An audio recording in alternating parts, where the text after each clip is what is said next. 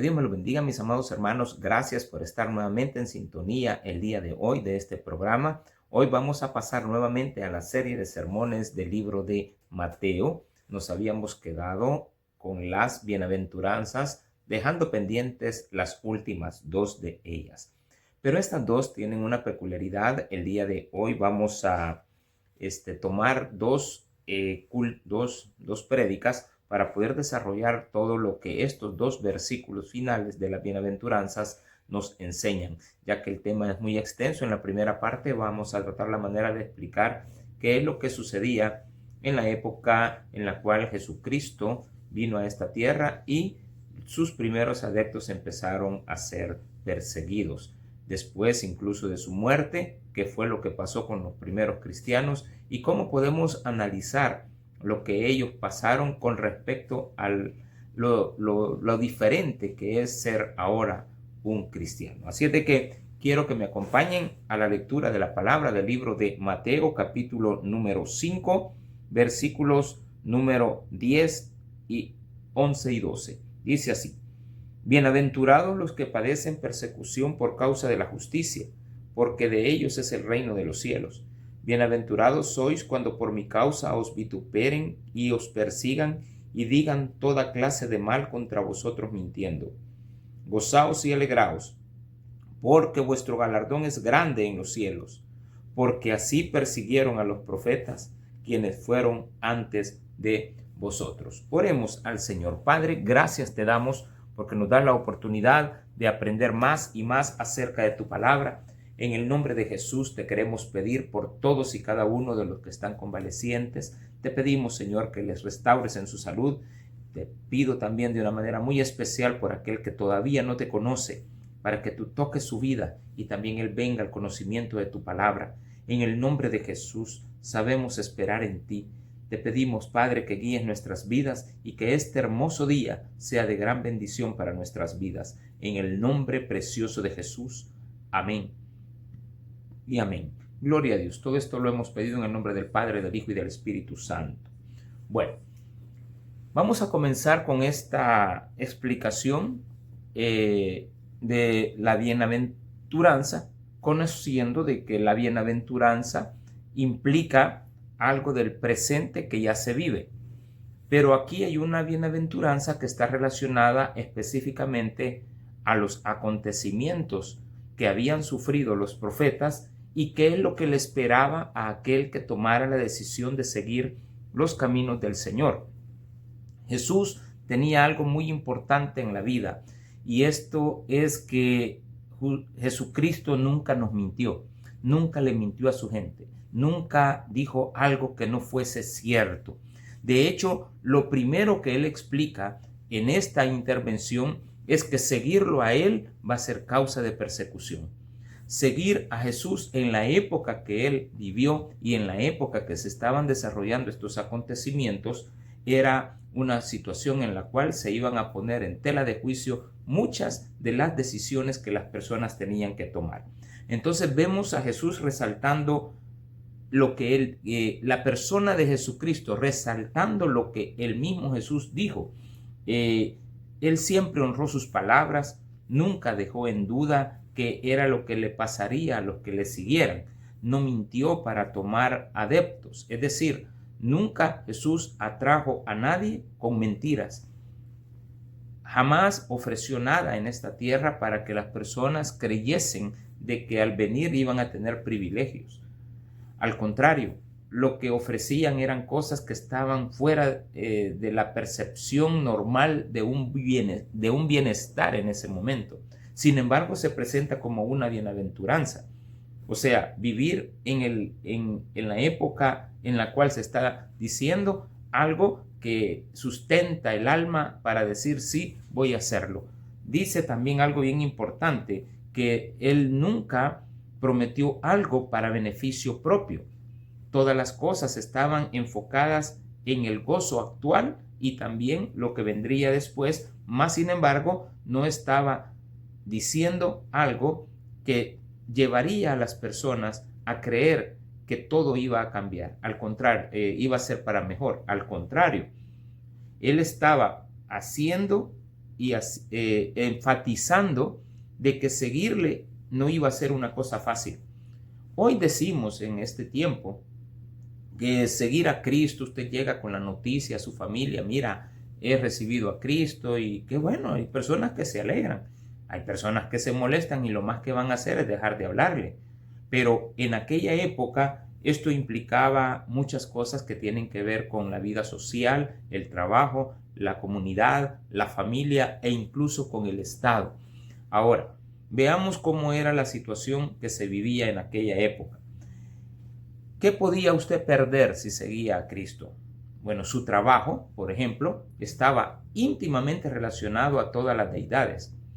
La Roma antigua, la Grecia, que era la cultura principal, pero estaba siempre ligada al Imperio Romano, estaba sometida al Imperio Romano, no era Grecia la primordial, sino que era Roma. Roma se extendía de lo que usted ahora conoce como Inglaterra. Busca en un mapa y vea dónde está Inglaterra, dónde está España, Portugal, y todo el Imperio Romano abarcaba lo que hoy es toda Europa y llegaba hasta Irak, es decir, pasaba Turquía, pasaba el Líbano, pasaba Armenia, pasaba Irán, Irak, etc.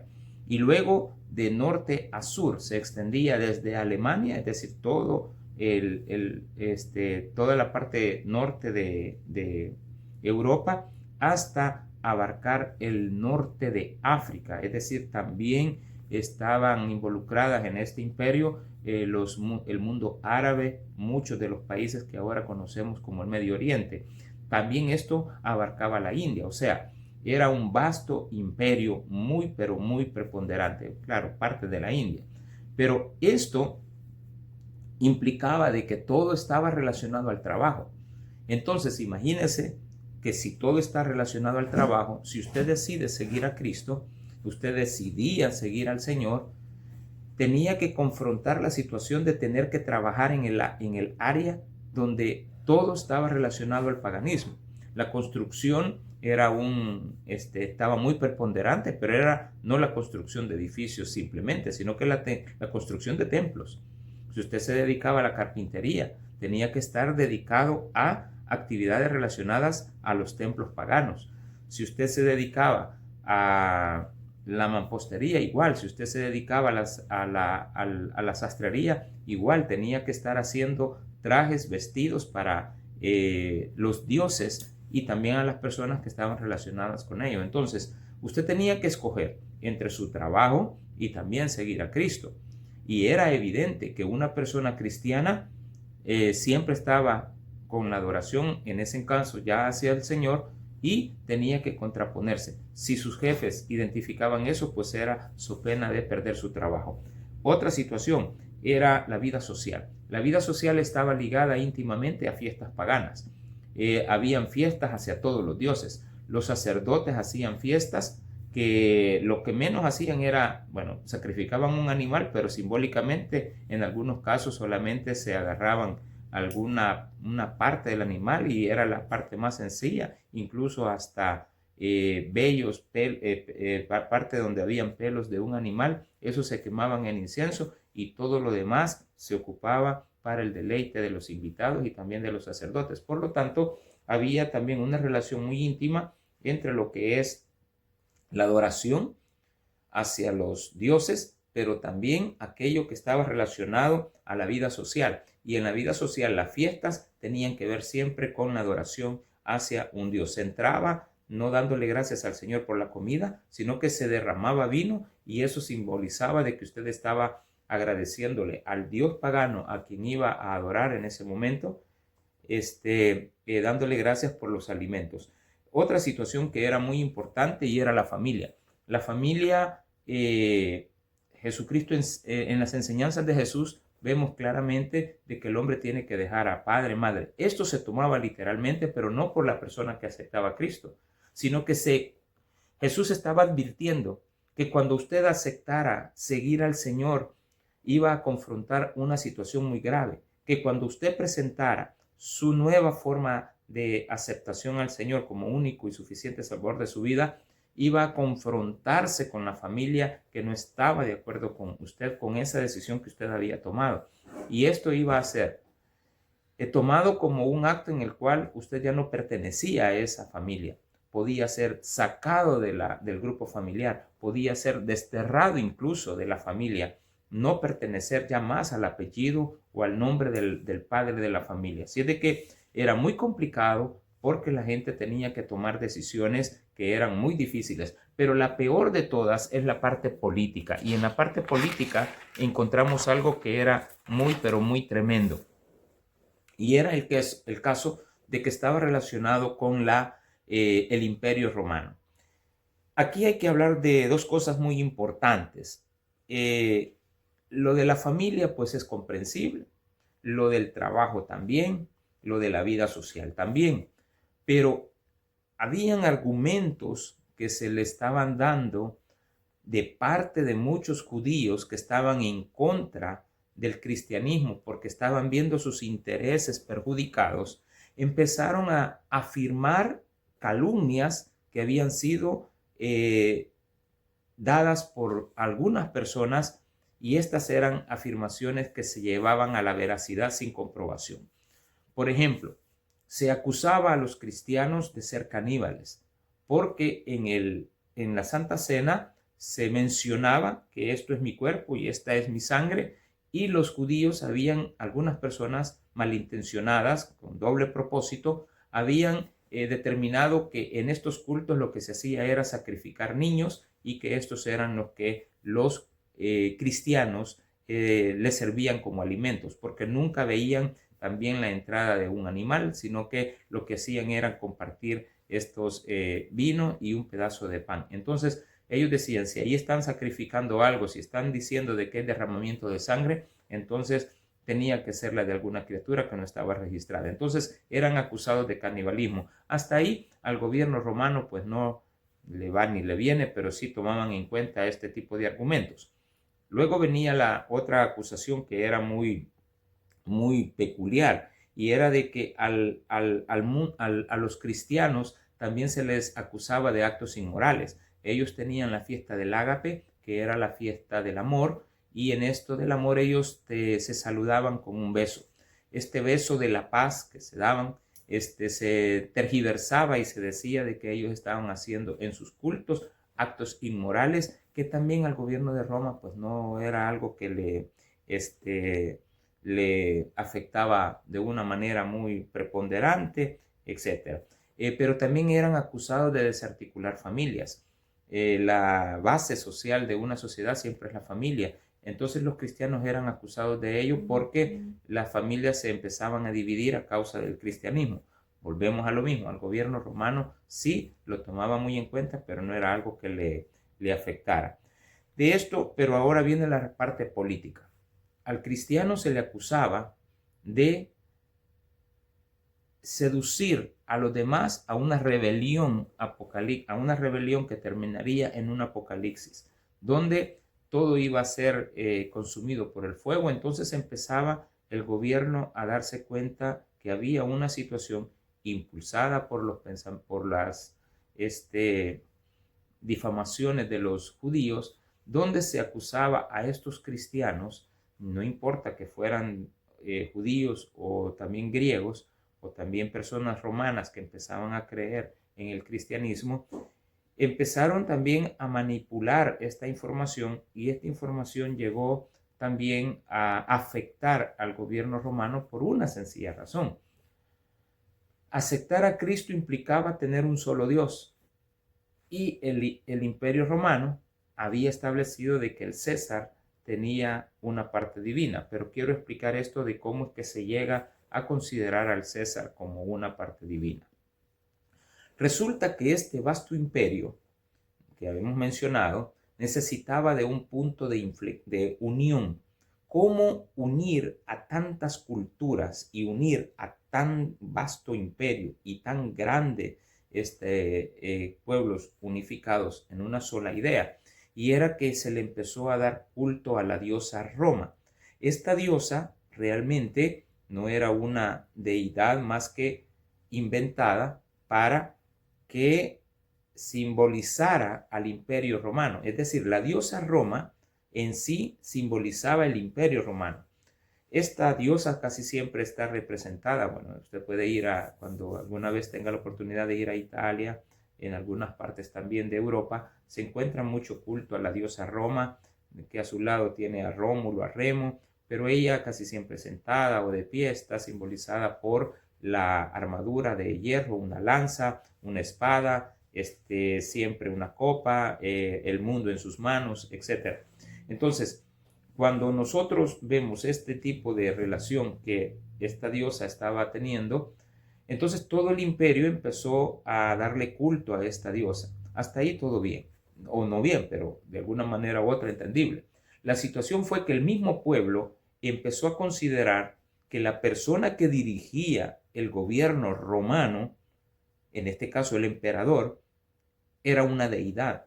Al principio, el mismo imperio romano no aceptó este tipo de deidades, no consideraba que el emperador era un dios. Incluso Claudio se sabe por la historia que el emperador Claudio se opuso a esta situación. Sin embargo, con el tiempo, los gobernadores romanos empezaron a darse cuenta que no podían sacar al pueblo de ese deseo de querer identificar al emperador romano como un dios. Entonces, ahora vea la connotación. El imperio empezó a establecer que sí se aceptaba que si usted quería reconocer al César como un dios, que era libertad de hacerlo. Pero esto empezó a tomar una preponderancia muy grande y las personas empezaron realmente a considerar que César era Dios. Luego ya no era que las personas lo consideraran, sino que el imperio lo empezó a establecer como una forma de sometimiento a Roma, haciendo un respeto, una reverencia al César. De tal manera que usted se sometía por medio de algún tipo de acto litúrgico, quemar incienso, dedicarle algo al César, presentarse ante las autoridades, y esto a usted le daba una carta de reconocimiento que era una persona leal al imperio romano porque había dado culto a César. Y entonces usted tenía que decir, César es Señor. Al decir César es Señor, lo estaba elevando a la categoría de Dios y que no había otro más que fuera de él, que solamente el César era la persona que podía ser considerada como tal. Ahora viene la situación en la cual el mundo judío empezó a establecer de que los cristianos se negaban a reconocer al César como Dios. Y evidentemente así es, porque el pueblo empezó a decir que Jesucristo es el Señor. Y esto contrapone al César es el Señor o César es Señor. Entonces decían, Jesucristo es el único Señor. Ahí sí, ya viene una situación en la cual hay persecución hacia el cristianismo. Por eso la lectura de la palabra, cuando Jesús advierte y dice, bienaventurados los que padecen persecución por causa de la justicia, porque de ellos es el reino de los cielos. Y viene la segunda, bienaventurados sois cuando por mi causa os vituperen y os persigan y digan toda clase de mal contra vosotros mintiendo. Esta otra parte la vamos a dedicar en un segundo sermón, en una segunda explicación de lo que esta palabra nos enseña, basados por supuesto en la historia y basados también en la palabra de Dios para no tener que poner posiciones particulares acerca de lo que estamos explicando. Esto es parte de la historia, es parte de lo que se sabe y todo cristiano debe de saber el porqué de estos versículos y no irse a posiciones en las cuales están fuera de lo que la historia en ese momento determinó. ¿Y por qué Jesús lo estaba diciendo? Porque sabía perfectamente que su pueblo iba a ser perseguido a causa de reconocerlo a Él como Señor y Salvador de sus vidas. Entonces, muy pronto que esto pasó de ser una mera especulación de que los cristianos estaban estaban involucrados en no rendirle culto a César, también entonces se empezó a decir de que los cristianos iban a ser personas perversas ante la sociedad romana y que estaban también siendo llevados y conducidos por sus líderes religiosos hacia una rebelión en contra de Roma. Entonces, esto sí era muy peculiar y esto generó una persecución de los cristianos. En la época de Jesús no se presentó tal cual la situación porque el mensaje apenas empezaba a darse, pero ahora viene la situación después de la muerte de Jesús y su resurrección, que ya los cristianos están muriendo por una causa verdadera. Saben reconocer de que Jesucristo está vivo. Después de la muerte, la tumba está vacía.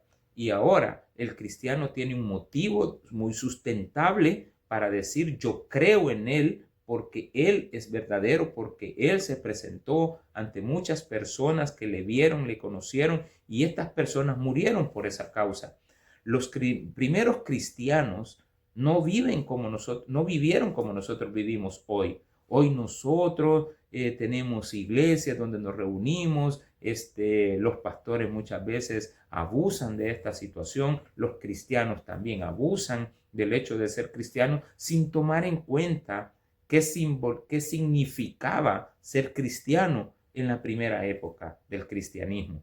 Hoy le llamamos persecución a que alguien le borren un canal, que lo saquen de las congregaciones, que lo saquen de la familia. Eso no se da tal cual se daba en aquella época. Aquella época tenía que ver con su vida, con su bienestar, con su capacidad de generar ingresos para su familia. Cuenta la historia de un lindo y hermoso himno que es he decidido seguir a Cristo, no vuelvo atrás. Esta historia es muy conmovedora, se dio en el siglo XIX, después de Cristo, hace unos 200 años más o menos, en una aldea india de la India, donde un misionero llegó a predicar la palabra del Señor y uno de los miembros de una tribu gurú decidió aceptar al Señor. Y este personaje le tocó que enfrentarse al jefe de la tribu y el jefe de la tribu le exhortó a que renunciara a la creencia de que Jesús era el Señor. Y primeramente delante de él matan a 2 de sus hijos, después a su esposa y por último a él. Pero en cada una de las situaciones que se le presentaban para que renunciara a su fe, él empezó a decir, he decidido seguir a Cristo. Y cuando le mataron a su esposa, él dijo, no vuelvo atrás. Así de que esa frase se fue muy peculiar y muchos años después, casi 100 años después, un escritor inglés compuso esa alabanza basada en esas expresiones. ¿Por qué se hicieron famosas? Porque también después la tribu se convirtió al cristianismo. Y esto, curiosamente, algunos dicen que fue el mismo ejecutor que asesinó, que dio la orden de asesinar al jefe de esa tribu, que asesinó a miembro de esa tribu, un gurú. Fue el que se convirtió al entender la valentía de este hombre al morir por una causa. Después él conoció, dice la historia, la parte ya es parte de leyenda, pero la primera es historia real. La segunda, que el jefe de la tribu se haya convertido, no fue debidamente comprobado, pero sí se sabe que esa tribu al final conoció del Señor. Así es de que persecución llamada hoy en esta época, realmente nosotros estamos gozando del cristianismo. Hoy ser cristiano no es motivo de persecución a nivel mundial, en algunos casos puede ser que sí, pero a nivel occidental, oriental, también en Europa, en África, en Oceanía, en América y también en el área del mundo asiático, Rusia, y los japoneses, chinos, practican bastante el cristianismo. Así es de que el cristianismo está a nivel mundial y ahora la persecución no es como antes. Así es de que mucho es lastimoso cuando una persona no considera lo que estos cristianos vivieron. ¿Qué debo de decir al final para terminar? Es de que el Imperio Romano, en su persecución a los cristianos, estos fueron muy maltratados, fueron torturados. Se sabe y está escrito en la historia que eran arrancadas sus pieles con garfios por ser cristianos. Se sabe de que les echaban aceite y les quemaban. les echaban asfalto, betún también y los ponían como antorchas humanas en las carreteras. Esto dado por las historias que se sabe de las locuras que habían en la mente de Nerón. 40 años después de la muerte de Cristo, los cristianos empezaron a ser realmente perseguidos, torturados, fueron enviados a la muerte, al patíbulo, echados a los leones. Esas eran muertes que, digamos, eran muy rápidas, pero también se les ponían pieles de animales y se tiraban a los perros salvajes para que les descuartizaban, les quitaban los miembros de sus cuerpos y los cocinaban delante de ellos para que supieran de que estaban siendo sus partes quemadas. Les sacaban los ojos. Solo contarlo, uno dice, bueno, realmente hay que valorar qué es ser cristiano ahora y no estarnos lamentando por pequeñas cosas que nos pasen, porque hemos venido a los pies de Cristo, porque alguien habló mal de nosotros, porque alguien dijo algunas cosas. Esas cosas son insignificantes para la gravedad que los primeros cristianos sufrieron.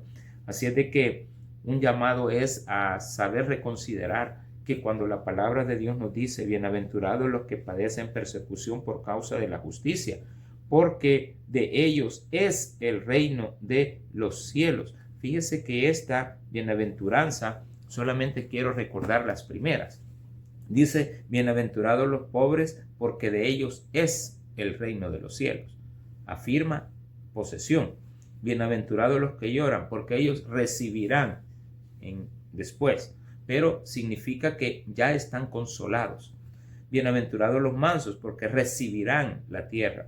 Bienaventurados los que tienen hambre y sed, porque ellos serán saciados. Bienaventurados los misericordiosos, porque ellos alcanzarán misericordia.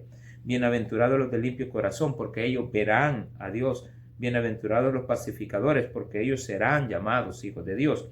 Solo la primera, pobres en espíritu, específicamente en espíritu, de ellos es el reino de los cielos. Es una posesión directamente al que tiene un corazón y un espíritu apegado a las enseñanzas reales de lo que es el cristianismo.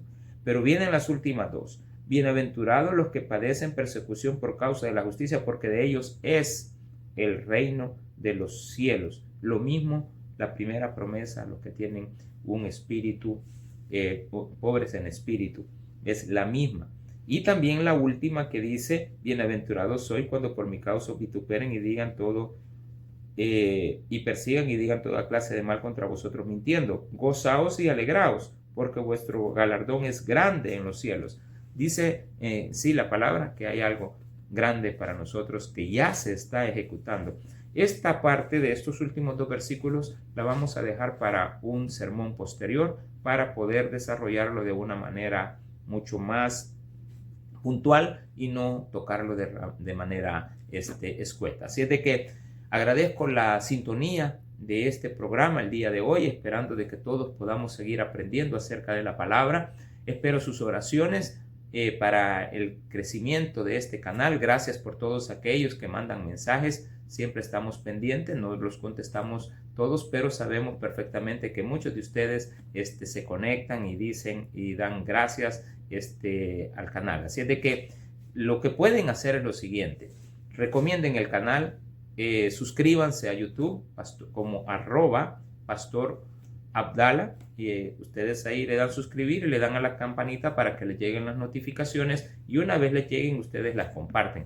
También estamos en Facebook como Pastor Julio Abdala, así es de que puede seguirnos en esas plataformas, y sabemos perfectamente que vamos a seguir aprendiendo mucho de la palabra de el Señor. Y también hay una página para que usted pueda seguirnos, siempre relacionadas a la parte de Facebook, así de que le agradecemos infinitamente que usted pueda seguir siempre acompañando este programa y recomendándolo. Que Dios les bendiga a todos. Vamos a orar por aquellos que no conocen del Señor. Padre, gracias te damos porque nos has permitido poder aprender más de tu palabra.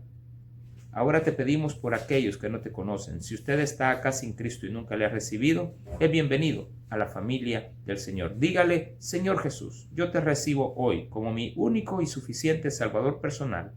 Creo que eres Dios, que moriste en la cruz por mis pecados. me arrepiento, soy pecador, perdóname, Señor. Gracias. Doy al Padre por haberte enviado a morir en mi lugar. En el nombre de Jesús. Amén. Y amén. He decidido seguir a Cristo. No vuelvo atrás. No vuelvo atrás. Que Dios le bendiga.